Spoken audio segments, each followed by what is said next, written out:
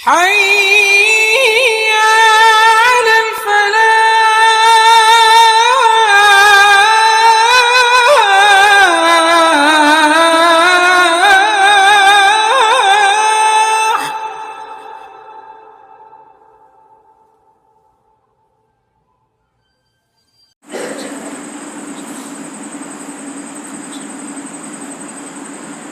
السلام علیکم ورحمۃ اللہ وبرکاتہ.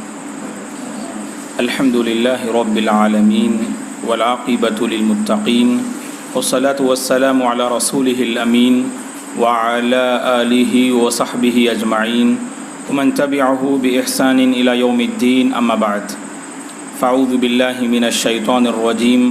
بسم اللہ الرحمن الرحیم. والذین یقولون ربنا اصرف عنا عذاب جہنم ان عذابها كان غراما انها ساءت مستقرا ومقاما.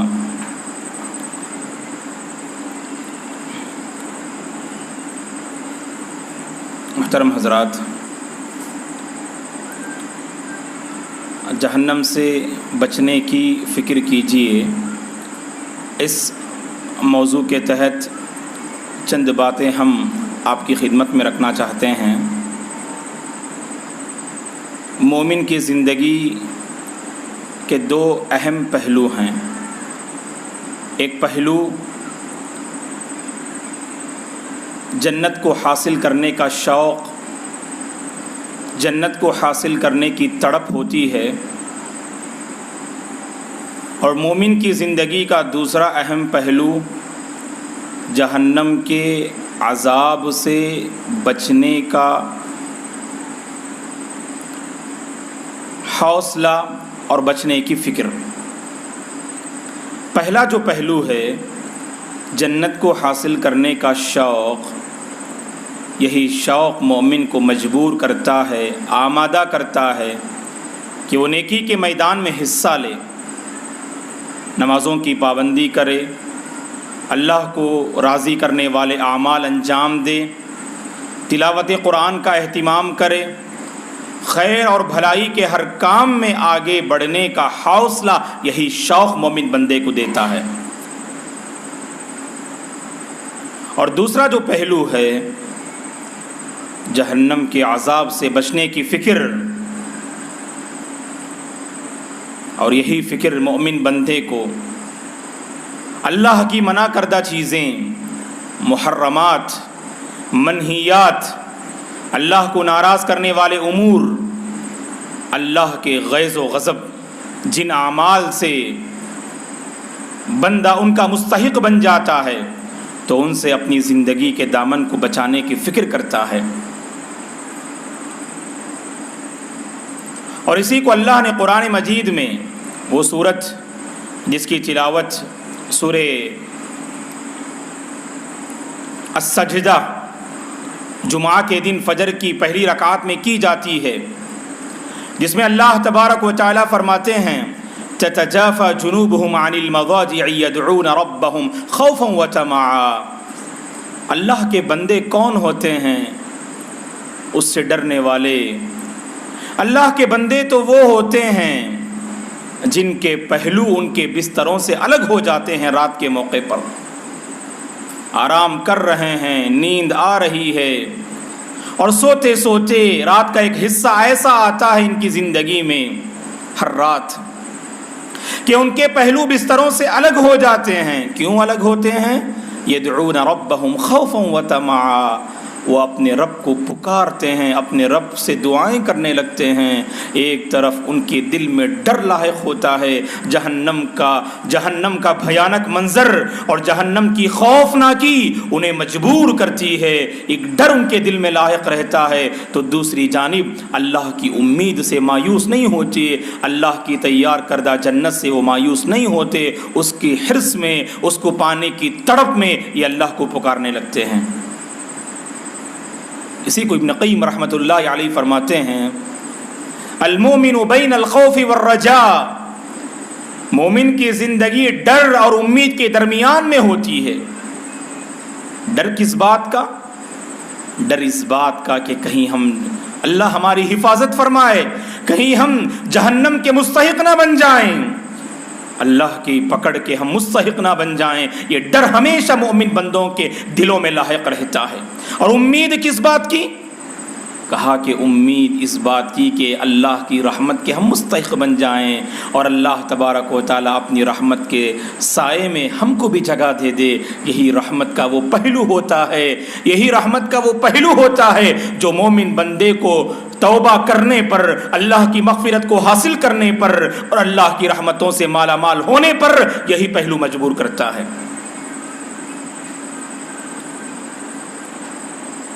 اور مومن کی زندگی کا جو ایک پہلو ہے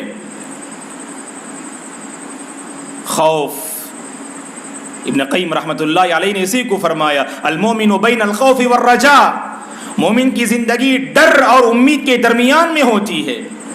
تو اسی پہلو کو لے کر چند باتیں انشاءاللہ ہم آپ کی خدمت میں رکھنا چاہیں گے۔ دوستو یاد رکھیں ایک اصول، جب تک ہماری زندگی میں فکر نہیں آئے گی اس وقت تک یاد رکھیں ہم کسی چیز سے بچ نہیں سکتے اور کسی چیز کو ہم پا نہیں سکتے۔ شوق جب ہمارے دل میں ہو تو پانے کی تڑپ اور پانے کی فکر دل میں پیدا ہوتی ہے۔ جب ڈر ہمارے اندر پیدا ہوتا ہے تو اس سے بچنے کی تدابیر ہم اپناتے ہیں۔ یاد رکھیں ضابطہ، اور یہ زندگی کا ایک ضابطہ ہے، اور خاص کر مومن بندے کی زندگی میں یہ ضابطہ کار فرما نظر آنا چاہیے۔ شوق پیدا کریں جنت کو پانے کا تو خود بخود طبیعت آمادہ ہوگی، بیزارگی محسوس نہیں کریں گے آپ عبادات کو بجا لانے میں۔ آخر کیا بات تھی سلف صالحین کی زندگی میں؟ خیرات میں آگے، نمازوں میں آگے، اللہ کو راضی کرنے والے اعمال میں آگے، خیر کے ہر میدان میں آگے نظر آتے تھے وہ، کیونکہ ان کے دلوں میں شوق تھا دوستو، ایک جذبہ تھا اللہ کی رضامندی اور اللہ کی جنت کو پانے کا، اور برائیوں سے دور تھے وہ، اللہ کی محرمات سے دور تھے وہ۔ کیوں؟ کیونکہ ان کے دلوں میں حقیقی ڈر تھا اور حقیقی فکر تھی، اس جہنم سے بچنے کی فکر اور اس جہنم کا خوف ان کے دلوں میں حقیقی طور پر پایا جاتا تھا۔ اور صحابہ فرماتے ہیں رسول اللہ صلی اللہ علیہ وسلم کی سنت رہی ہے کہ آپ صلی اللہ علیہ وسلم وقتاً فوقتاً صحابہ کے مابین جنت و جہنم کا تذکرہ کیا کرتے تھے۔ صحابہ بیان کرتے ہیں کہ اللہ کے نبی صلی اللہ علیہ وسلم وقتاً فوقتاً ہمیں جنت و جہنم کا تذکرہ کیا کرتے۔ جب جنت کا تذکرہ کرتے تو ایسا لگتا کہ جنت کو ہماری آنکھوں کے سامنے رکھ دی گئی ہو، اور جب آپ جہنم کا تذکرہ کرتے تو ایسا محسوس ہوتا کہ جہنم کے مناظر کو، جہنم کی ہولناکیوں کو، جہنم کے خوفناک مناظر اور احوال کو ہم اپنی آنکھوں کے سامنے دیکھ رہے ہیں۔ نتیجہ کیا؟ جنت کے مناظر کو بیان کرنے سے شوق اور ایمان میں اضافہ اور ایک ولولہ، ایک تڑپ پیدا ہوتی ہے، اور جہنم کی ہولناکیوں کا تذکرہ کرنے سے گناہوں کے میدان میں جو تیزی آئے دن بڑھتی جا رہی ہے اس تیزی میں کمی آتی ہے دوستو۔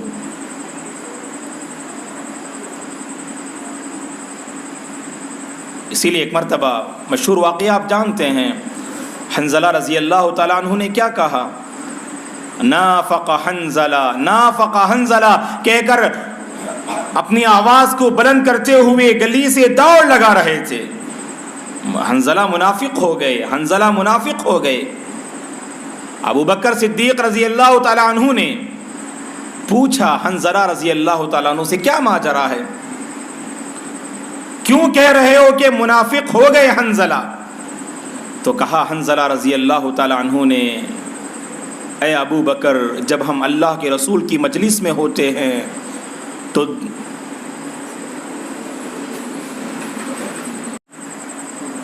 تو حنظلہ رضی اللہ تعالیٰ عنہ نے کہا جب اللہ کے رسول کی مجلس میں ہوتے ہیں صلی اللہ علیہ وسلم کی مجلس میں دل کی کیفیت بدل جاتی ہے، اور جب آپ کی مجلس سے ہم رخصت ہوتے ہیں، اپنے گھر بار جاتے ہیں تو وہاں ہماری دلوں کی کیفیت کچھ اور ہی ہوتی ہے۔ تو ابو بکر رضی اللہ تعالیٰ عنہ نے کہا یہ تو معاملہ میرے ساتھ بھی ہوتا ہے، چلو اللہ کے نبی سے ہم پوچھتے ہیں۔ دونوں صحابی اللہ کے نبی کے پاس آتے ہیں اور اللہ کے نبی سے عرض کرتے ہیں، تو اللہ کے نبی صلی اللہ علیہ وسلم نے دونوں کے معاملے کو دریافت اور سننے کے بعد آپ نے فرمایا لو کان الامر کما تقولون، کہ یاد رکھیں اگر معاملہ ویسا ہی باقی رہ جائے جیسے تم بیان کر رہے ہو کہ آپ کی میری مجلس میں رہتے ہیں تو دل کی کیفیت الگ، اور گھر بار میں رہتے ہیں تو دل کی کیفیت الگ، اگر معاملہ میری مجلس میں رہتے ہوئے ویسے ہی تمہاری زندگی میں برقرار رہ جائے لصافحتکم الملائکۃ فی الطرق، تو راستوں میں فرشتے تم سے مصافحہ کرنے لگ جائیں گے۔ اللہ اکبر۔ تو کیفیتیں بدلتی ہیں دوستو، لیکن اس کا یہ مطلب نہیں کہ ہمیشہ ہمارا ایمان کمزور ہی رہے، بلکہ اپنے ایمان کا بار بار محاسبہ کریں، اس کی تجدید کی ہمیں فکر کرنی چاہیے۔ اور ایمان کی تجدید کیسے ہوتی ہے؟ ایمان کی تجدید کا ایک اہم ذریعہ اللہ کی تیار کردہ جہنم کا بار بار تذکرہ ہماری اپنی مجلسوں میں ہو۔ جیسا کہ صحابہ بیان کرتے ہیں کہ یہ اللہ کے نبی کی سنت تھی کہ وقتاً فوقتاً جہنم کے مناظر اور جنت کے احوال اپنے صحابہ کے سامنے آپ بیان کیا کرتے تھے صلی اللہ علیہ وسلم۔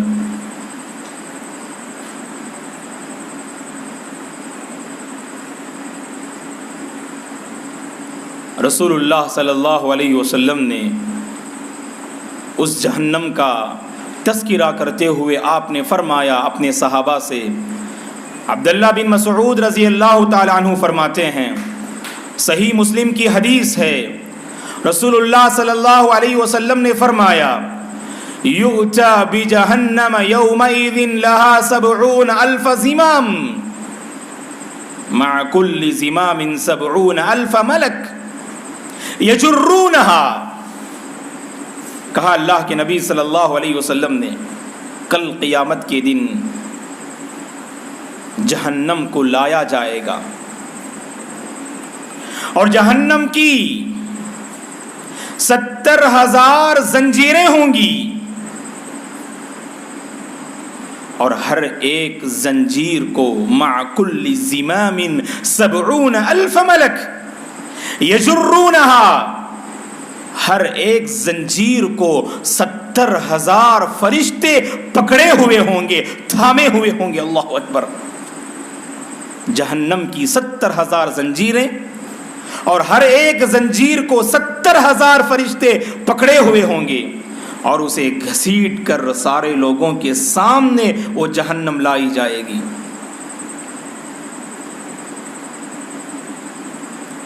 یہ تو ایک جہنم کا ایک نقشہ جسے اللہ کے نبی نے بیان فرمایا صلی اللہ علیہ وسلم نے۔ تصور کیجئے دوستو جہنم کتنی بھیانک جگہ ہوگی، اور جنت و جہنم کو اللہ نے تیار کر دیا ہے۔ اعدت للمتقین اعدت للکافرین، اللہ نے سورہ بقرہ میں کہا اللہ سے ڈرنے والے بندوں کے لیے جنت کو تیار کر دی گئی، اور کافروں کے لیے، سرکشوں کے لیے، نافرمانوں کے لیے جہنم کو تیار کر دی گئی۔ یہ اللہ سورہ بقرہ میں فرماتے ہیں۔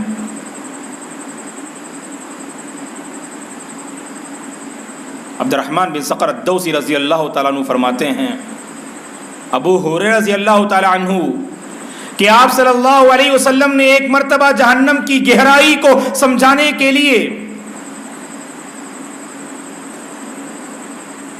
عبد الرحمن بن صخر الدوسی رضی اللہ تعالیٰ عنہ فرماتے ہیں کہ صحیح مسلم کی حدیث ہے کہ ہم اللہ کے رسول کے ساتھ بیٹھے ہوئے تھے، چند صحابہ اللہ کے نبی کے ساتھ تھے، صحیح مسلم کی حدیث، صحابہ فرماتے ہیں سمعنا وجبہ، ہم نے ایک بھیانک آواز سنی، ہم نے ایک دھماکے کو سنا، گویا کہ بم پھٹنے کی آواز، دھماکہ۔ اللہ کے نبی نے صحابہ سے سوال کیا، اے صحابہ جانتے ہو کہ یہ آواز کیا تھی؟ صحابہ نے کہا کہ اللہ ورسولہ اعلم۔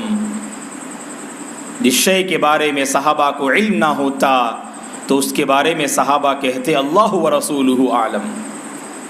شریعت کے بارے میں جانکاری نہیں تو زبان درازی کرنے کی ضرورت نہیں، کہہ دیجئے کہ لا ادری، مجھے معلوم نہیں، اللہ اور اس کے رسول بہتر جانتے ہیں۔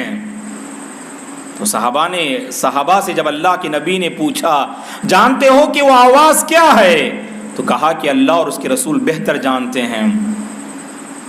تو رسول اللہ صلی اللہ علیہ وسلم نے فرمایا ھذا حجر ارسل فی جہنم منذ 70 خریفا فالآن انتہى الی قعرها۔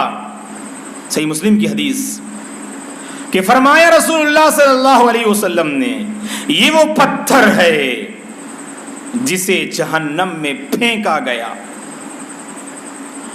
آج سے 70 سال پہلے،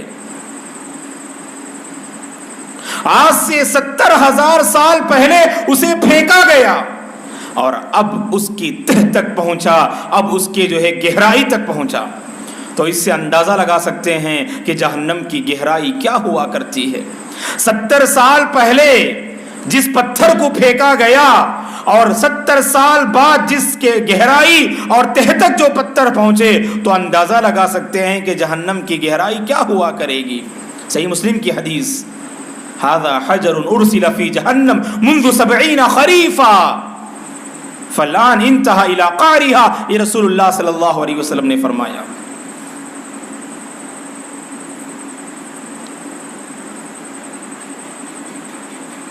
جہنم کی زبان ہوگی دوستو جس سے وہ بات کرے گی۔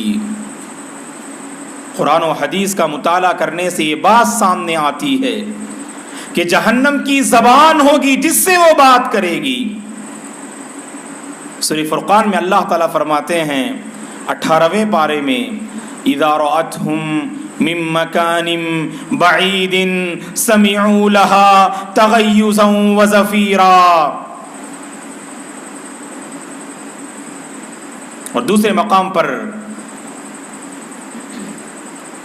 رسول اللہ صلی اللہ علیہ وسلم نے اس جہنم کے متعلق فرمایا، مسند احمد کی صحیح حدیث، کہ کل جب جہنم کو سارے لوگوں کے سامنے لایا جائے گا، اس وقت جہنم پکار پکار کر کہے گی، اس وقت جہنم پکار پکار کر کہے گی، حشر کے میدان میں جب جہنم کو لایا جائے گا، میں بنائی گئی ہوں اللہ کے ساتھ شرک کرنے والوں کے لیے، میں بنائی گئی ہوں اللہ کے ساتھ شرک کرنے والوں کے لیے، میں بنائی گئی ہوں اللہ کے ساتھ کفر کرنے والوں کے لیے، میں بنائی گئی ہوں تصویر کھینچنے والوں کے لیے۔ یہ 3 افعال کا وہ جہنم تذکرہ کرے گی۔ میں بنائی گئی ہوں اللہ کے ساتھ کفر شرک کرنے والوں اور اللہ کا کفر کرنے والوں اور تصویر کھینچنے والوں کے لیے میں بنائی گئی ہوں۔ یہ جہنم پکار پکار کر سارے لوگوں کے سامنے بیان کرے گی۔ اس حدیث سے پتہ چلا کہ جہنم کی زبان ہوگی جس سے وہ بیان کرے گی۔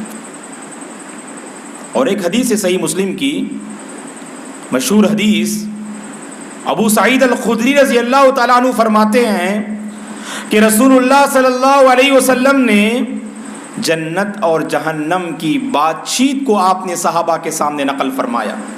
جہنم نے اور جنت نے دونوں نے آپس میں بحث و مباحثہ کیا، دونوں نے آپس میں لڑائیاں کی۔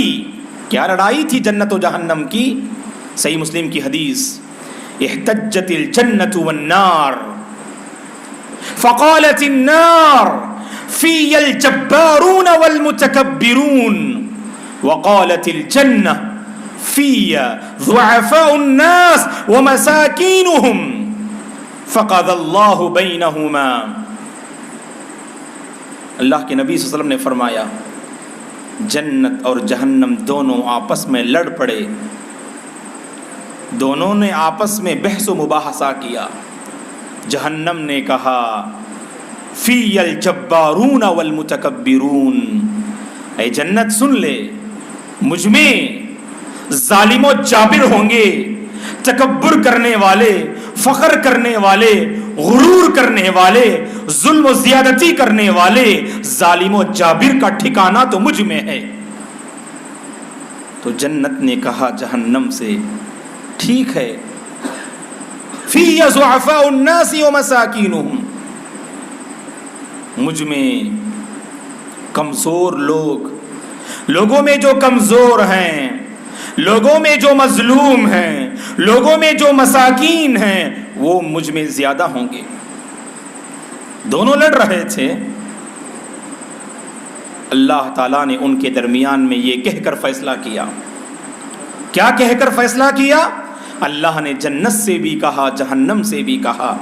پہلے اللہ نے جنت سے کہا، انک الجنت رحمتی، انک الجنت رحمتی ارحم بک من اشاء، بے شک تو جنت ہے، میری رحمت ہے۔ کہا اللہ نے جنت سے، بے شک تو جنت ہے، میری رحمت ہے، اور تیرے ذریعے سے میں جس پر چاہوں رحم فرماؤں گا۔ اللہ اکبر، اللہم اجعلنا منہم، پروردگار ان لوگوں میں ہمارا شمار فرمائے۔ کہا اللہ نے جنت سے، بے شک تو جنت ہے، میری رحمت ہے، اور تیرے ذریعے سے میں اپنے بندوں میں سے جس پر چاہوں رحم فرماؤں گا۔ اور جہنم سے اللہ نے کہا، انک النار عذابی اعذب بک من اشاء، فالعیاذ باللہ۔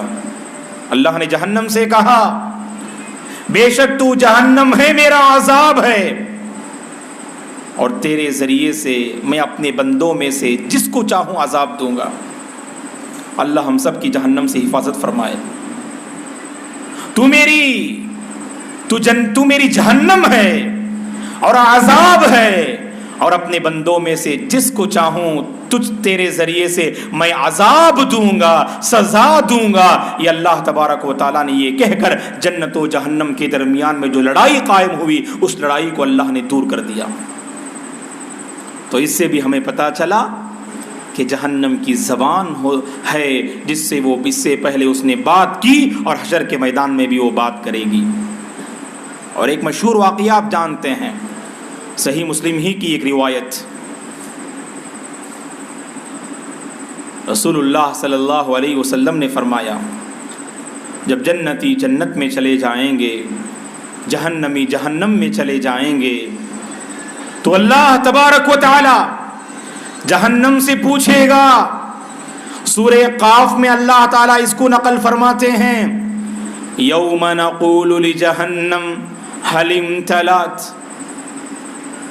ہم جہنم سے کہیں گے، جب سارے جہنمی جہنم میں پہنچ جائیں گے، ہم جہنم سے پوچھیں گے، هل امتلأت، اے جہنم کیا تو بھر گئی؟ وَتَقُولُ هَلْ مِن مَّزِيدٍ، تو جہنم کہے گی پروردگار سے، اے پروردگار کیا اور لوگ ہیں؟ مجھ میں جگہ ہے، اور لوگوں کے لیے گنجائش ہے۔ جانتے ہیں دوستو کہ جنت و جہنم میں جانے والوں کی تعداد میں جہنم میں جانے والوں کی تعداد زیادہ ہوگی۔ سورہ اعراف میں اللہ نے کہا، وَلَقَدْ ذَرَأْنَا لِجَهَنَّمَ كَثِيرًا مِّنَ الْجِنِّ وَالْإِنسِ، ہم بہت سارے انسانوں کو، بہت سارے جنوں کو ہم جہنم میں بھر دیں گے۔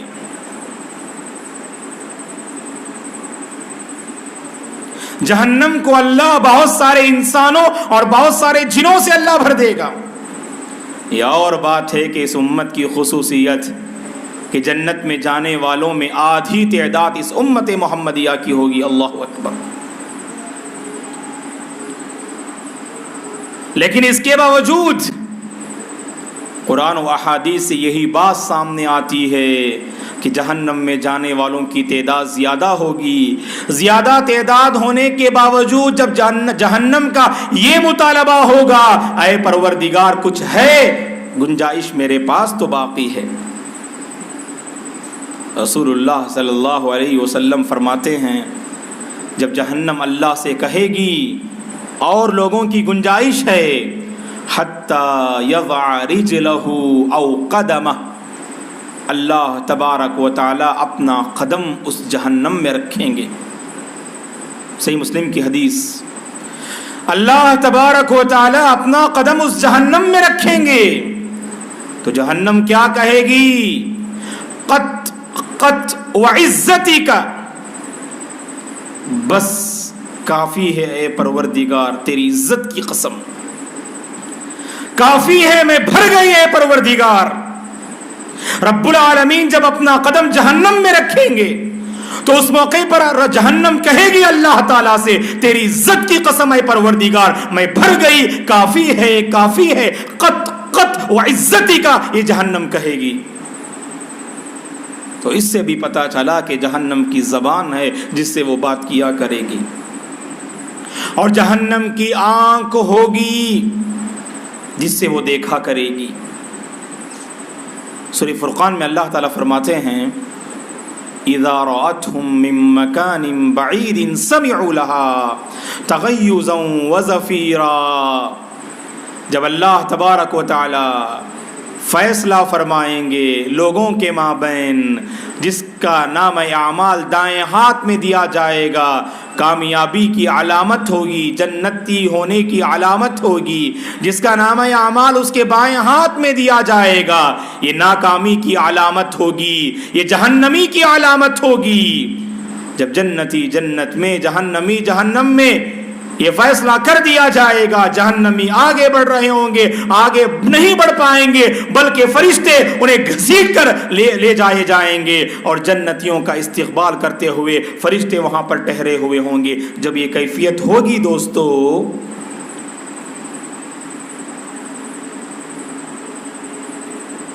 دور سے جہنم دیکھے گی اپنے لوگوں کو، میری مراد جہنمیوں کو دیکھے گی۔ فیصلہ کر دیا اللہ تعالیٰ نے یہ لوگ جہنمی ہیں، فرشتے انہیں گھسیٹ کر لا رہے ہیں۔ اذا رأتهم من مکان بعید، دور سے جہنم انہیں دیکھ رہی ہے، وہ لوگ آ رہے ہیں جہنم کی طرف، گھسیٹ کر لے جائے جا رہے ہیں۔ سمعوا لها تغیظا وزفیرا، تو وہ لوگ جہنم جیسے ہی جہنم دیکھے گی دور سے ایک بھیانک آواز نکالے گی، جہنم سے ایک بھیانک آواز آئے گی، اور یہ آواز جہنمیوں کے دلوں کو دہل کے رکھ دے گی۔ بہت ہی بھیانک آواز جہنم سے نکلنے والی یہ جہنمی سنیں گے۔ یہ اللہ تعالیٰ اس آیت کریمہ میں فرماتے ہیں سمعوا لها تغیظا وزفیرا۔ تو اس سے پتا چلا دوستو کہ جہنم کی آنکھ ہوتی ہے جس سے وہ قیامت کے دن دیکھا کرے گی اپنے جہنمیوں کو۔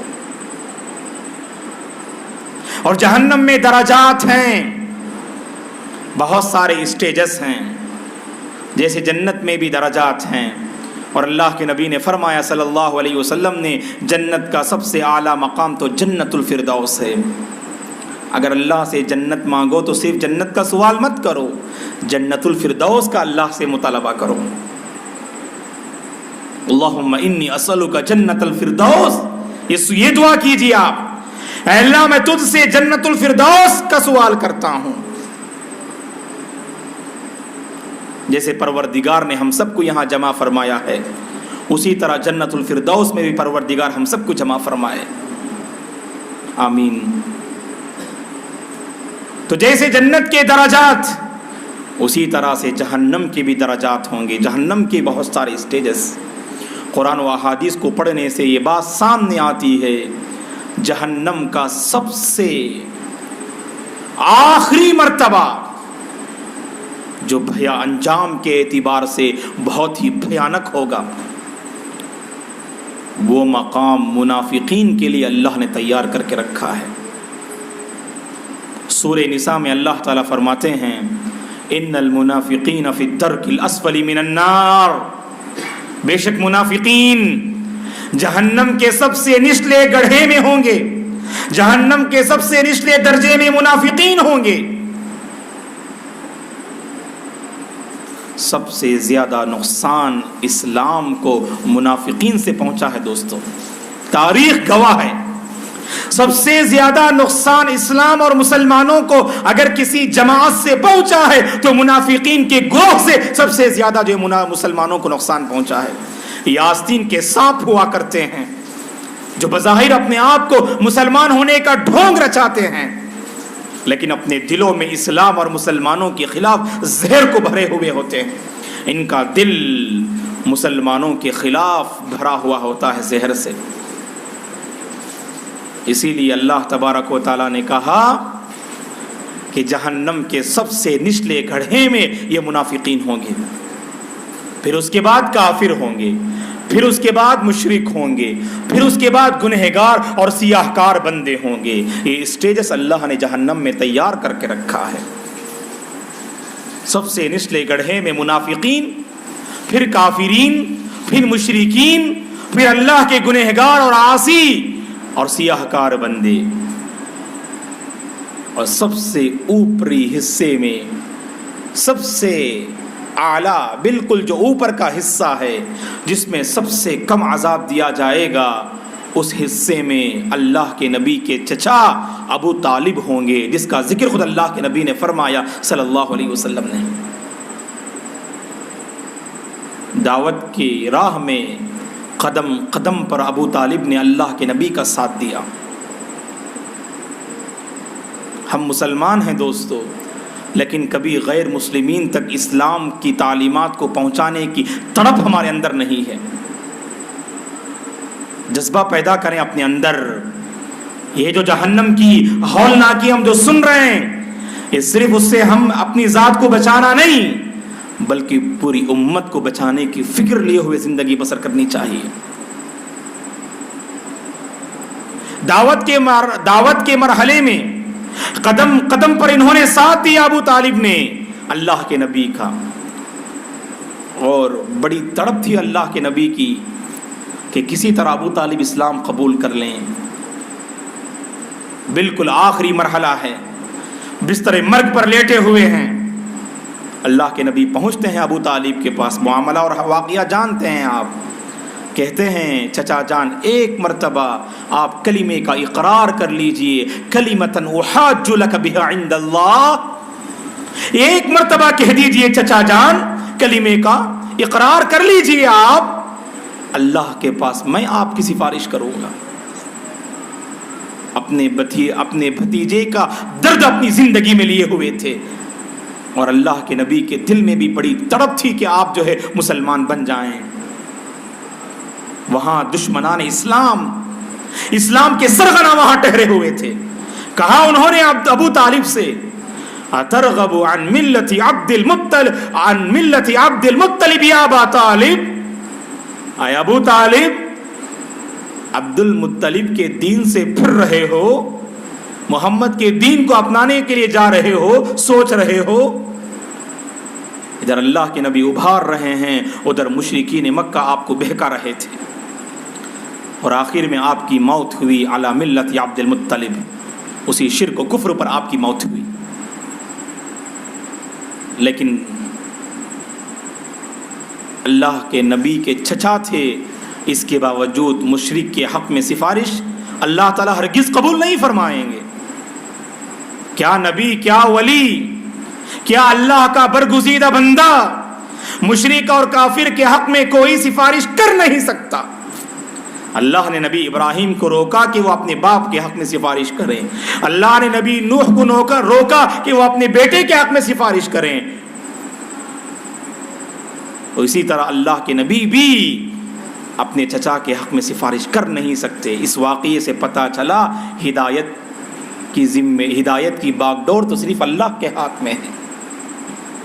وہ لوگ جو رسول اللہ صلی اللہ علیہ وسلم کو رسول کے مقام سے بلند خدائی مقام پر پہنچاتے ہیں، وہ سوچ لیں، وہ سن لیں، اللہ کے نبی بشر تھے، انسان تھے، دنیا کی سب سے بہترین شخصیت تھی، اور دنیا کے سب سے بہترین اور باکمال انسان تھے اللہ کے نبی صلی اللہ علیہ وسلم، رحمت للعالمین، خاتم النبیین، امام الانبیاء صلی اللہ علیہ وسلم. خدا کے درجے پر نہ پہنچانا یہ واقعہ دلیل ہے. ہدایت تو صرف اللہ کے ہاتھ میں ہے. انک لا تہدی من احببت ولکن اللہ یہدی من یشاء. اس واقعے کے بعد اللہ کے نبی کو بہت دکھ ہوا. ابو طالب اسلام قبول نہیں کیے. اللہ نے قرآن مجید میں آیت کریمہ نازل فرمائی، اے نبی آپ جسے چاہیں ہدایت نہیں دے سکتے ہیں، اللہ جسے چاہے اسی کو وہ ہدایت دیتا ہے۔ تو پتہ چلا کہ ہدایت یہ صرف اللہ کے ہاتھ میں ہے، مانگیں تو صرف اللہ سے، سب کچھ اللہ کے ہاتھ میں ہے، ہدایت، رحمت، سب کچھ مانگنا ہے تو صرف اللہ سے مانگنا ہے۔ تو ادھر دیکھیے ابو طالب نے تو اتنا کچھ تعاون کیا اللہ کے نبی کا، اسی لیے اللہ تبارک و تعالی جہنم میں سب سے کم اور ہلکا عذاب اگر کسی کو دیں گے تو ابو طالب کو دیں گے۔ اور اللہ کے نبی نے اس عذاب کی وضاحت کرتے ہوئے فرمایا کہ ابو طالب کو آگ کی جوتیاں رب العالمین فرمائیں گے، پہنائیں گے، یعنی جو جوتے وہ پہنے ہوئے ہوں گے وہ بس آگ کی جوتیاں ہوں گی، اور اس کے علاوہ جسم کے کسی حصے میں انہیں آگ نہیں چھوئے گی۔ اور معاملہ کیا ہوگا، کیفیت کیا ہوگی؟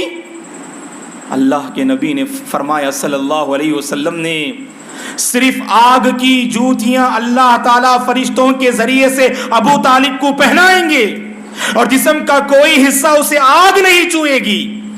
اس کے باوجود معاملہ یہ ہوگا، ابو طالب کو جب آگ کے جوتے پہنائے جائیں گے تو اس کی وجہ سے ان کا دماغ کھولنے لگے گا، اور ابو طالب سمجھیں گے سب سے زیادہ عذاب تو جہنم میں ان کو دیا جا رہا ہے۔ سوچیں دوستو، ہم تصور بھی کر نہیں سکتے، تصور کرنے سے جسم کے رونگٹے کھڑے ہو جاتے ہیں، تو کیسے ہمارا یہ جسم وہ برداشت کر سکتا ہے دوستو جہنم کے عذاب کو؟ اسی لیے اپنے اندر خوف پیدا کریں، اپنے اندر ایک ڈر پیدا کریں اس جہنم سے بچنے کا، اس جہنم سے بچنے کی تدابیر کو اس زندگی میں اپنائیں دوستو۔ سب سے ہلکا پھلکا عذاب، لیکن ابو طالب سمجھیں گے جہنم میں رہتے ہوئے یہاں تو سب سے زیادہ مجھے عذاب دیا جا رہا ہے، جبکہ سب سے ہلکا عذاب اللہ کے نبی صلی اللہ علیہ وسلم نے فرمایا۔ اور قرآن مجید میں اللہ نے اس جہنم کے حوالے سے کہا لہا سبعۃ ابواب، سورہ حجر میں اللہ نے کہا اس جہنم کے 7 دروازے ہوں گے، اور ان 7 دروازوں کی نشاندہی قرآن و احادیث میں نہیں کی گئی، جیسے جنت کے دروازوں کی نشاندہی کی گئی۔ پھر کبھی موقع ملے تو ہم معلوم کرتے ہیں جنت کی حسین و جمیل جو زندگی ہوتی ہے اس زندگی کے بارے میں بھی ہم معلوم کرتے ہیں باذن اللہ۔ تو جنت کے دروازوں کی نشاندہی کی گئی، بعض دروازوں کی، لیکن جہنم کے دروازوں کی نشاندہی نہیں کی گئی۔ کہا اللہ نے سورہ حجر میں لہا سبعۃ ابواب لکل باب منہم جزء مقسوم، جہنم کے 7 دروازے ہوں گے، اور ہر دروازے کے سلسلے میں یہ بات طے شدہ ہے کہ کس کو کس دروازے سے داخل ہونا ہے، وہ ان کے جرائم اور ان کی اپنی گناہوں اور سزاؤں کے اعتبار سے جہنمی مختلف دروازوں سے داخل ہوں گے۔ اور جہنم میں اللہ تبارک و تعالیٰ نے جہنمیوں کے لیے مختلف قسم کے عذابات کو اللہ نے تیار کر کے رکھا ہے۔ سارے عذابات کا احاطہ ہم کر نہیں سکتے ہیں دوستو، ایک آدھ عذابات ہم آپ کے سامنے بیان کرتے ہیں تاکہ جب بھی برائی کا موقع ملے تو یہ جہنم کے مناظر ہمارے ذہن میں آ جائیں، تاکہ ہم اپنے قدم کو روک لیں۔ اللہ نے قرآن مجید میں ایک عذاب کا تذکرہ کرتے ہوئے کہا جہنم میں وَإِذَا أُلْقُوا مِنْهَا مَكَانًا ضَيِّقًا مُقَرَّنِينَ دَعَوْا هُنَالِكَ ثُبُورًا۔ سورہ فرقان میں اللہ تعالیٰ فرماتے ہیں بعض جہنمی ایسے ہوں گے جنہیں اللہ تبارک و تعالی جہنم میں ایک صندوق میں جکڑ دیں گے۔ ابن کثیر رحمۃ اللہ علیہ نے اس آیت کی تفسیر کرتے ہوئے لکھا ہے کہ جہنم میں بعض جہنمیوں کو اللہ تعالیٰ اس طرح سے سزا دیں گے کہ انسان کی جو قد و قامت ہوتی ہے، انسان کی جو لمبائی ہوتی ہے، اس لمبائی کے اعتبار سے اللہ تعالیٰ جہنم میں، اللہ ہم سب کی حفاظت فرمائے، جہنم میں اللہ تعالیٰ انسان کی قد و قامت کے اعتبار سے صندوقیں تیار کر کے رکھے ہوں گے. انسان کی جتنی لمبائی بس اتنا اس قدر برابر صندوق.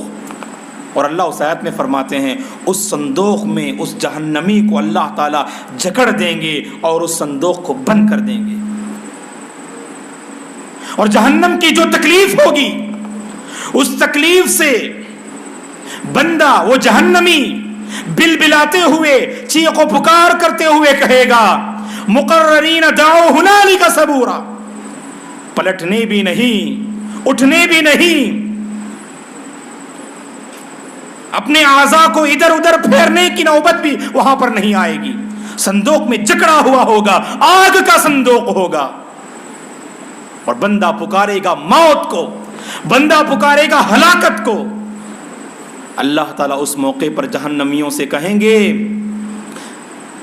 لا تدعوا اليوم ثبورا واحدا، ایک موت کو نہیں، ایک ہلاکت کو نہیں، بلکہ سینکڑوں، ہزاروں، لاکھوں موت کو پکار لے، تمہیں موت نہیں آئے گی، تمہیں ہلاکت نہیں آئے گی. ہلاکت سے مراد وہاں موت ہے.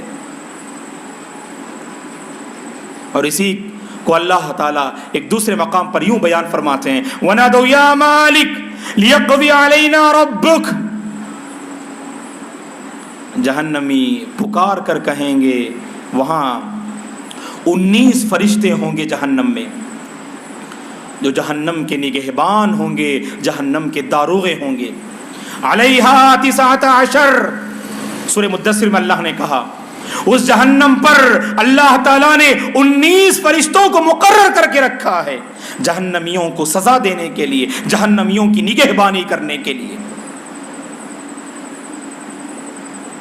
تو ان میں سے ایک فرشتے کا نام اللہ نے قرآن میں ذکر کیا ہے، اس فرشتے کا نام ہوگا مالک. اس مالک نامی فرشتے سے چند جہنمی کہیں گے لیقضی علینا ربک، اے مالک آپ کا رب کیوں ہمارے درمیان فیصلہ نہیں کرتے ہیں؟ فیصلہ کر دیں ہمارے درمیان موت کا فیصلہ، موت کا گھونٹ ہم پینا چاہتے ہیں. یہ سزا ہم سے برداشت نہیں ہو پا رہی ہے، یہ سزا ہم سے برداشت نہیں ہو پا رہی ہے. موت کو پکاریں گے، لیکن اللہ تعالیٰ انہیں وہاں موت نہیں دیں گے دوستو، کیونکہ موت آ جائے گی وہاں پر، جیسا کہ اللہ کے نبی نے اس کی وضاحت فرمائی صلی اللہ علیہ وسلم نے. سارے جنتی جنت میں، سارے جہنمی جب جہنم میں چلے جائیں گے، اللہ کی جانب سے ایک فرشتہ اعلان کرے گا جنتیوں سے مخاطب ہو کر، سارے جنتی اس فرشتے کو دیکھیں گے. اسی طرح سے جہنمیوں کے سامنے بھی وہ اعلان کرے گا، جہنمی دیکھ رہے ہوں گے اور جنتی دیکھ رہے ہوں گے، اور اللہ تبارک و تعالی موت کو ایک مینڈھے کی شکل دے دیں گے. اور مینڈھے کی شکل دینے کے بعد اس مینڈھے کو ذبح کر دیا جائے گا، گویا کہ موت آ گئی. اس کے بعد وہاں کسی کو موت نہیں آئے گی. اور یہ منظر دیکھنے کے بعد جنتیوں کی خوشی کی کیا انتہا ہوگی ہم بیان نہیں کر سکتے، اور جہنمیوں کے رنج و غم کی کیا انتہا ہو سکتی ہم اسے بیان نہیں کر سکتے. کہے گا رب العالمین جنتی اور جہنمیوں سے مخاطب ہو کر خلودا فلا موت بعد، ہمیشہ اے جنتیوں جنت میں رہنا ہے، اس کے بعد موت نہیں آئے گی. اے جہنمیوں ہمیشہ ہمیں جہنم میں رہنا ہے، اس کے بعد موت نہیں آئے گی. تو دوستو قرآن مجید میں اللہ تبارک و تعالی نے مختلف قسم کے عذابات کا تذکرہ کیا. ان میں سے ایک تذکرہ یہ کیا رب العالمین نے کہ کل قیامت کے دن جنتی جب جہنم میں ہوں گے، آپ جانتے ہیں کہ ہمارے جسم کے اعضاء اگر ایک عضو لے لیجئے، اللہ حفاظت کرے، اگر آگ میں جل جائے تو جلنے کے بعد کوئی اثر نہیں ہوتا ہے کہ نہیں؟ اگر ہماری یہ چمڑی اگر جل جائے تو جلنے کے بعد اس کے اندر اثر ختم ہو جاتا ہے. اسی لیے اللہ تعالیٰ سورہ نساء میں فرماتے ہیں کلما نضجت جلودہم بدلناہم جلودا غیرہا، جب جب یہ چمڑی جل کر راکھ ہو جائے گی اللہ تعالیٰ اس کی جگہ ایک نئی چمڑی پہنائیں گے. کیوں؟ لیذوقوا العذاب، لیذوقوا العذاب، تاکہ وہ عذاب کا مزہ چکھیں، جہنم کے عذاب، جہنم کی سزا کا مزہ چکھیں. اس لیے اللہ تعالیٰ ان کی چمڑی کو بدلنے کے لیے چند فرشتوں کو جہنم میں مقرر کر کے رکھے گا.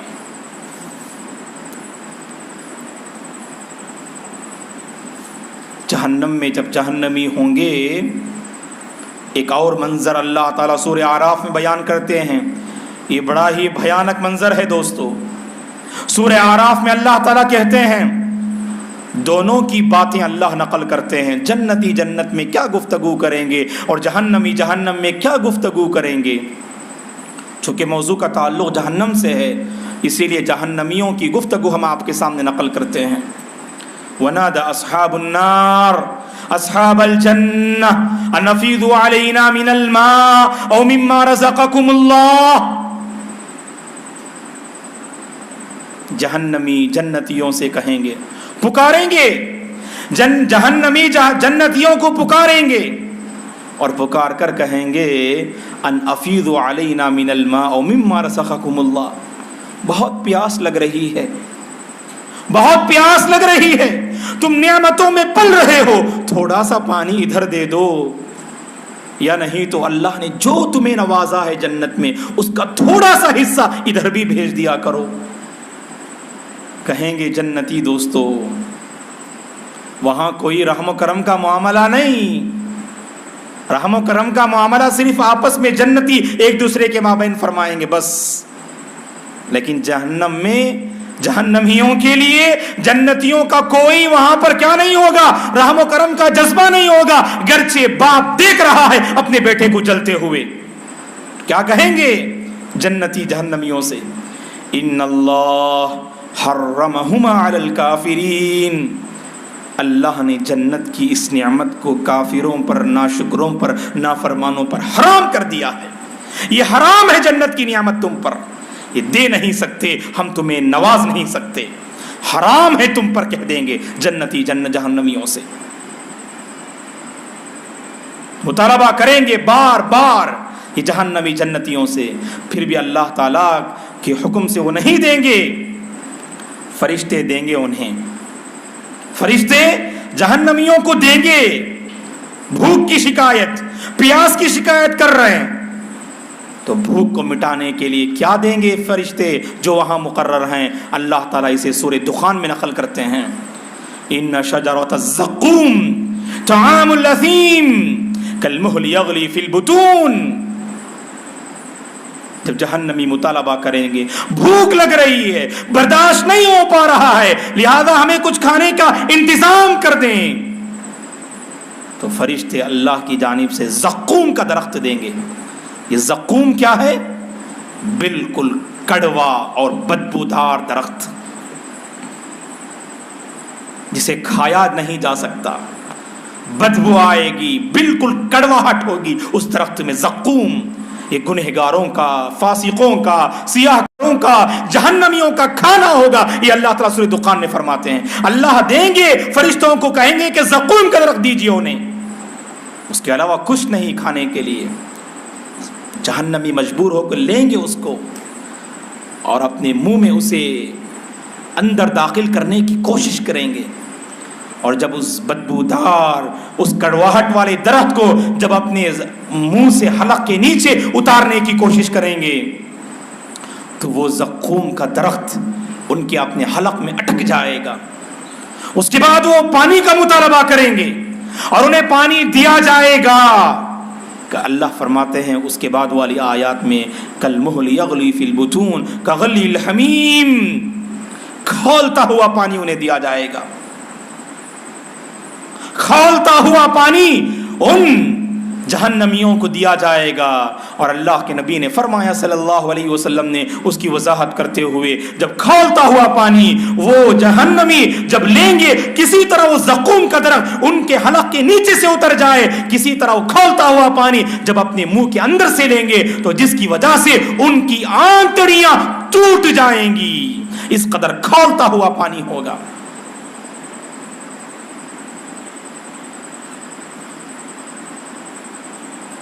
وہاں پر کھولتا ہوا پانی، خون اور پیپ، یہ بہت ساری چیزیں وہاں پر ہوں گی۔ اسی کے سلسلے میں ابن عباس رضی اللہ تعالیٰ عنہما کی ایک روایت ہم آپ کی خدمت میں رکھنا چاہتے ہیں جو بالکل ترمذی اور ابن ماجہ کی صحیح حدیث ہے۔ شیخ البانی رحمۃ اللہ علیہ نے بھی اس حدیث کو صحیح قرار دیا ہے۔ کون سی روایت؟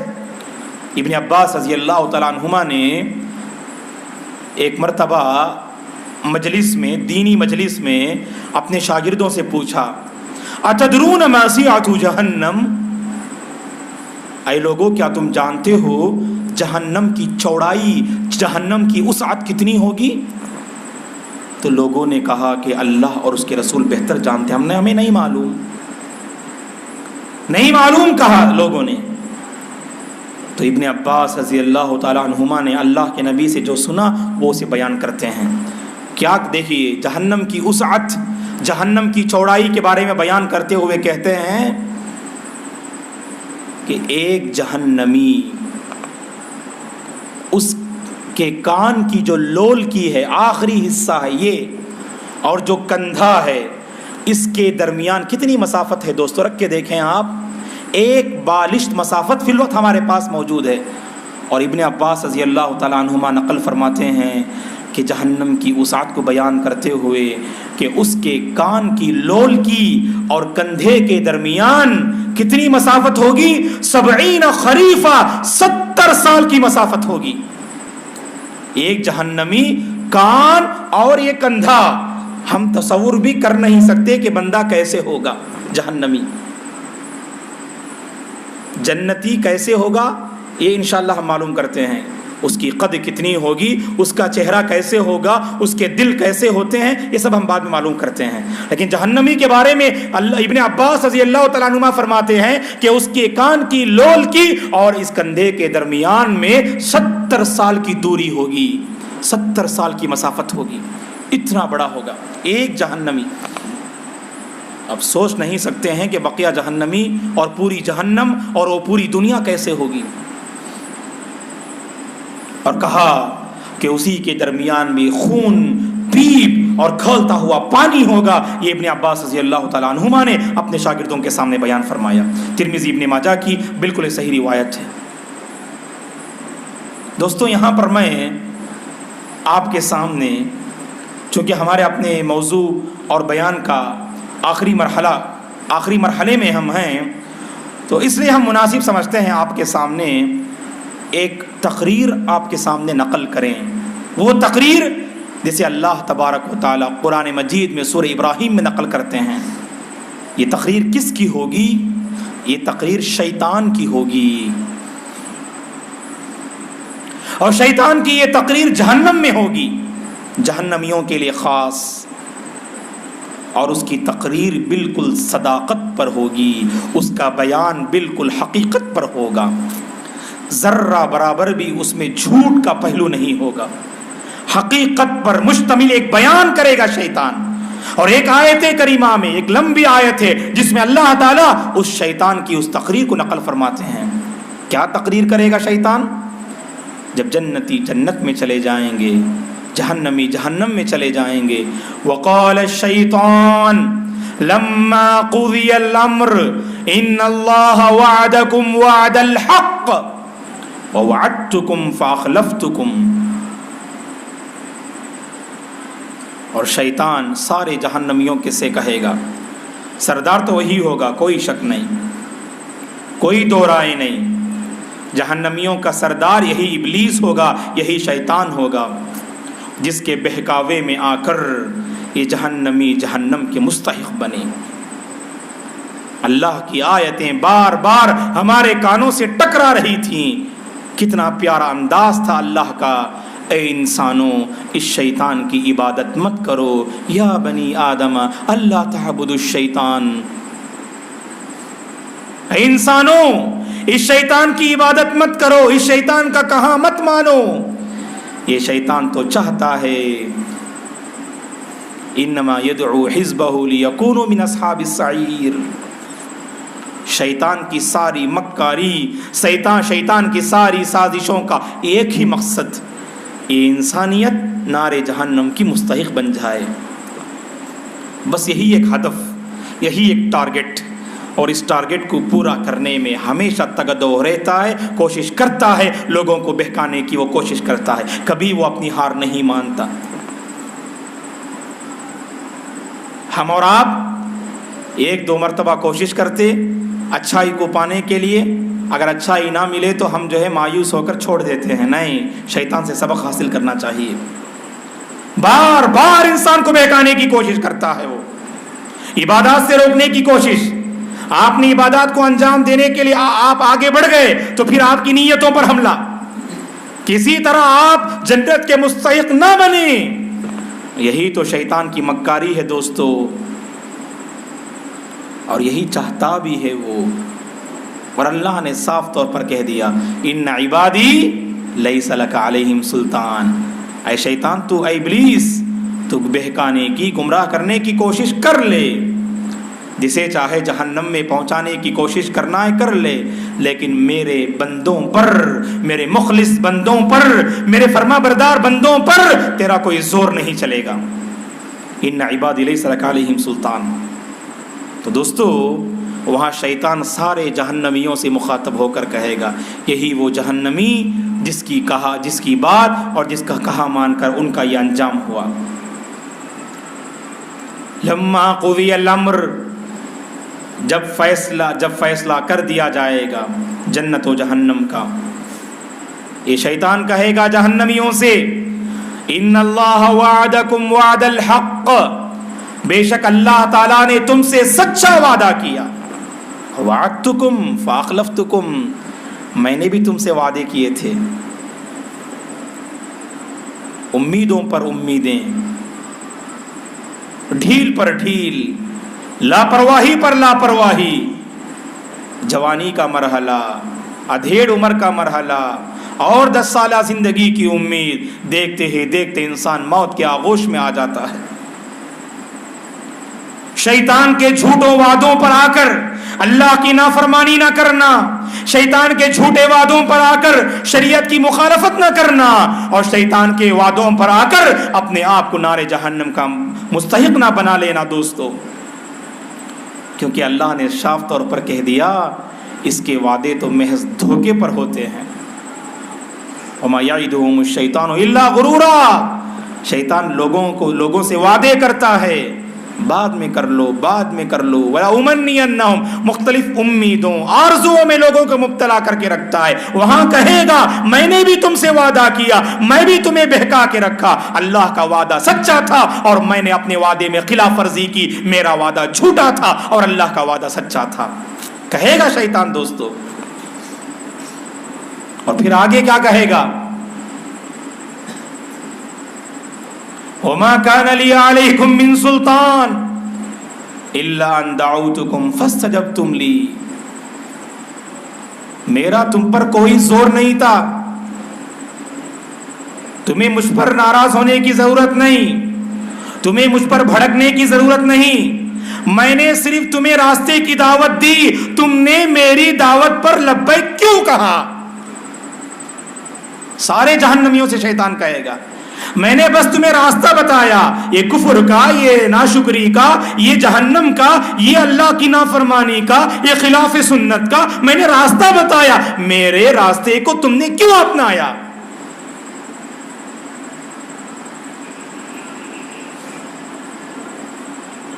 کتنی تکلیف ہوگی جہنمیوں کو دوستو،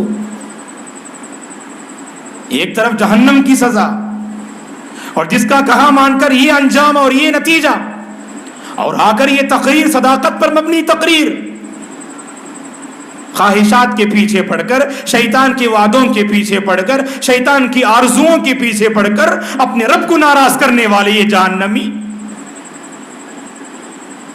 آگے بڑھیں گے شیطان کو کوسنے، شیطان کو برا بلا کہنے کے لیے۔ فوراً شیطان کہے گا، اللہ تعالیٰ فرماتے ہیں فَلَا تَلُومُونِي وَلُومُوا أَنفُسَكُمْ مَا أَنَا بِمُصْرِخِكُمْ عَلَيْهِ وَمَا أَنْتُمْ بِمُصْرِخِي، مجھ پر ملامت کرنے کی ضرورت نہیں، ملامت کرنا ہے تو اپنے آپ پر ملامت کرو۔ یاد رکھیں دوستو، اگر ہم نے دنیا میں اپنے آپ پر ملامت کی، اپنے نفس پر ہم نے ملامت کی، اپنے آپ کو ہم کنٹرول کرنے والے بن جائیں گے۔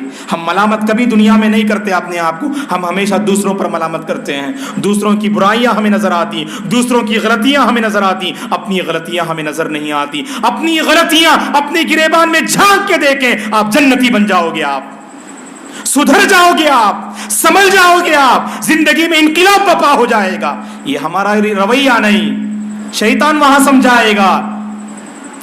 دنیا میں اللہ کی باتیں، قال اللہ قال رسول کی صدائیں ہمارے کانوں سے ٹکرا رہی تھی، گونج رہی تھی، ہم نے لاپرواہی برتی۔ وہاں شیطان کی تقریر سمجھ میں آئے گی، جہنمیوں کو سمجھ جائیں گے فوراً۔ ملامت مجھے مت کرو، ملامت تو اپنے آپ پر کرو۔ کیا میں نے تمہیں زبردستی کر کے اپنے راستے پر لایا؟ نہیں، خواہشات پر، آرزوؤں پر میں نے تمہیں لگا دیا اور تم چل پڑے۔ اللہ کے وعدوں پر تمہیں یقین نہیں تھا، رسول کے وعدوں پر تمہیں یقین نہیں تھا، میرے جھوٹے وعدوں پر تمہیں یقین تھا۔ اب تم مجھے ملامت کرنے کے لیے آ رہے ہو، اپنے آپ پہ ملامت کرو، مجھ پر ملامت کرنے کی ضرورت نہیں۔ اور آگے ایک حقیقت بھرا جملہ کہے گا شیطان، بالکل حقیقت بھرا جملہ، ما انا بمصرخکم وما انتم بمصرخی، میں بھی مصیبت میں مبتلا، تم بھی مصیبت میں مبتلا، میں بھی مصیبت میں مبتلا، تم بھی مصیبت میں مبتلا۔ نہ مجھے کوئی اس مصیبت سے نجات دینے والا اور نہ تمہیں کوئی اس مصیبت سے نجات دینے والا ہے۔ سزا بھگتو اس جہنم میں۔ تو دوستو، معاملہ بڑا ہی نازک ہے۔ ہم میں سے ہر ایک اپنی زندگی کو کھنگالیں، ہم میں سے ہر ایک اپنی زندگی کو ٹٹولیں کہ ہمارا رخ آخر کس طرف آگے بڑھ رہا ہے۔ زندگی کا یہ رخ، دونوں میں سے ایک طرف آگے بڑھنا چاہیے، جنت کی جانب یا جہنم کی جانب، اور آپ کے اعمال گواہی دیں گے آپ کا رخ کس جانب آگے بڑھ رہا ہے۔ شوق تو ہر ایک کے اندر ہے دوستو، جذبہ تو ہر ایک کے اندر ہے جنت کو پانے کا، لیکن ہمارے اعمال و اقوال گواہی دے رہے ہیں جنت کو جانے کا شوق ہے یا جہنم کی سزا بھگتنا ہمارا جو ہے یہ نتیجہ ہے۔ اللہ ہم سب کی حفاظت فرمائے۔ بڑا بھیانک مقام ہے۔ کئی ایک مقامات پر اللہ نے قرآن مجید میں کہا اس جہنم کے حوالے سے، انہا ساعت مستقرا و مقاما، ٹھہرنے کے اعتبار سے، جگہ کے اعتبار سے، اے بندو یہ بہت ہی بری جگہ ہے، بہت ہی بھیانک جگہ ہے۔ اور اللہ کے نیک بندے جو دعا کرتے ہیں، ان دعاؤں میں ایک دعا کو اللہ تعالیٰ سورہ فرقان میں اس طرح نقل کرتے ہیں، والذین یقولون ربنا اصرف عنا عذاب جہنم ان عذابها کان غراما۔ اللہ کے بندے جب اللہ سے دعا کرتے ہیں تو یوں دعا کرتے ہیں، ربنا اصرف عنا عذاب جہنم، اے پروردگار تو ہمیں جہنم کے عذاب سے پھیر دے،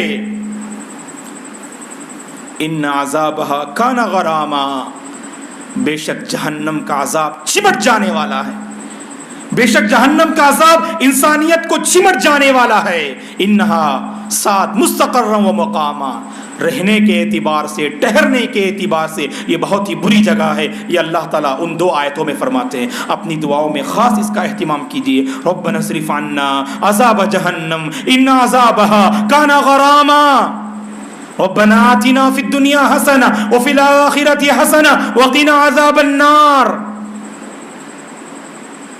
ہر تشہد میں اس دعا کو نہ بھولیں دوستو۔ ابن عباس رضی اللہ تعالیٰ عنہما فرماتے ہیں اللہ کے نبی یہ دعا ہمیں اس طرح سکھاتے تھے جیسے قرآن مجید کی صورتیں آپ ہمیں سکھایا کرتے تھے۔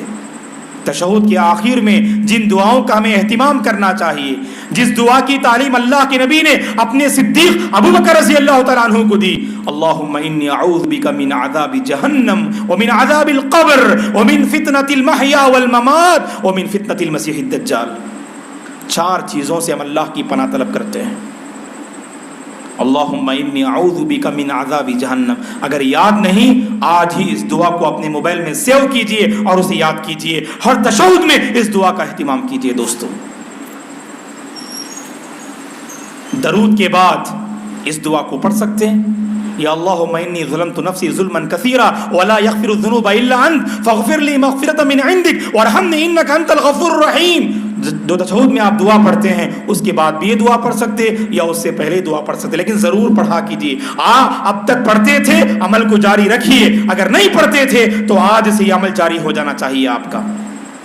4 چیزوں سے ہم اللہ کی پناہ طلب کرتے ہیں، قبر کے عذاب سے، جہنم کے عذاب سے، دنیا اور زندگی اور موت کے فتنے سے، اور دجال کے فتنے سے۔ 4 چیزیں بھیانک، قبر کا عذاب، جہنم کا عذاب، زندگی اور موت کا فتنہ، زندگی اور موت کی آزمائش، اور دجال کے فتنے سے۔ اللہم انی اعوذ بک من عذاب جہنم ومن عذاب القبر ومن فتنة المحیا والممات ومن فتنة المسیح الدجال۔ بہت ہی بھیانک مقام ہے دوستو وہ جہنم۔ اس دنیا میں اس جہنم سے بچنے کی تیاری کریں، اپنے آپ کو اس قابل بنائیں کہ حشر کے میدان میں پروردگار ہمارا نامہ اعمال ہمارے دائیں ہاتھ میں اللہ تعالیٰ میں نصیب فرمائے۔ ابھی سے کوشش کریں دوستو، یہ زندگی اس کی کوئی گارنٹی نہیں، ہر کوئی محاسبہ کریں، اور خاص کر اس دور میں تو ہم دیکھ رہے ہیں کتنے اچھے صحت مند نوجوان جو کل تک ہمارے ساتھ تھے آج ہمارے درمیان نہ رہے۔ کل کا سورج ہماری زندگی پر طلوع ہوگا کہ یہ نہیں ہوگا، یہ نہیں جانتے ہیں دوستو۔ کتنے اچھے رات میں آرام کرتے ہیں، نیند، اور وہی نیند ان کی موت بن جاتی ہے، صبح اٹھ نہیں پاتے ہیں۔ تو آخر گناہوں میں یہ جرأت کیوں ہے دوستو ہماری زندگی میں؟ نافرمانیوں میں یہ تیزی آخر کیوں ہے دوستو ہماری زندگی میں؟ اللہ کے اس عذاب کا تصور اپنے ذہنوں میں باقی رکھیں، اور جب بھی برائی کا موقع ملے جہنم کا یہ خوفناک منظر جو آج کے اس بیان میں ہم نے معلوم کیا اپنی زندگی میں اسے لائیں۔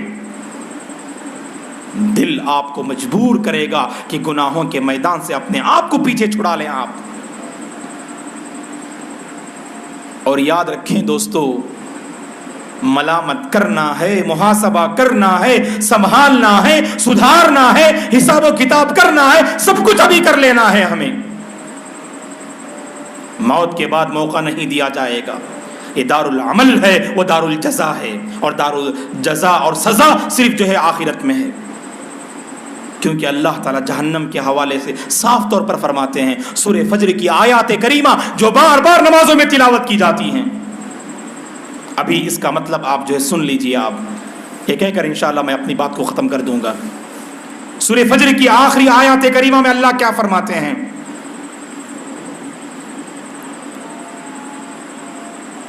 وَجِيَ يَوْمَئِذٍ بِجَهَنَّمَ يَوْمَئِذٍ يَتَذَكَّرُ الْإِنسَانُ وَأَنَّى لَهُ الذِّكْرَى۔ جہنم کو لایا جائے گا حشر کے میدان میں سارے لوگوں کے سامنے، جیسا کہ اس کی تفصیل ہم نے ابتدا میں معلوم کی۔ جہنم کو لایا جائے گا، اور جہنم کو دیکھنے کے بعد، جہنم کے بھیانک منظر کو دیکھنے کے بعد، اس کی آگ کو دیکھنے کے بعد انسان مجرم، گنہگار، سیاہکار نصیحت حاصل کرنا چاہے گا۔ اللہ تعالیٰ فرماتے ہیں وَأَنَّى لَهُ الذِّكْرَى، نصیحت حاصل کرنے کا موقع